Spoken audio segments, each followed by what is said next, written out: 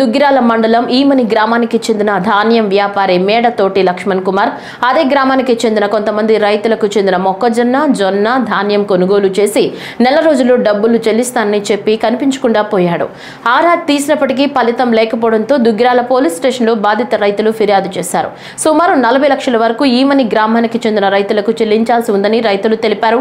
ఈ విషయం గురించి ఈమని బాధిత రైతులు AP medical services and infrastructure development corporation chairman Chillapalli శ్రీనివాసరావుని మంగళగిరిలోని క్యాంపు కార్యాలయంలో కలిసి వినతి చేయగా తక్షణమే ఆయన స్పందించి తగు చర్యలు తీసుకోవాలని సంబంధిత పోలీసు అధికారులతో వీరికి న్యాయం చేకూరేలా చూడాలని సూచించారు.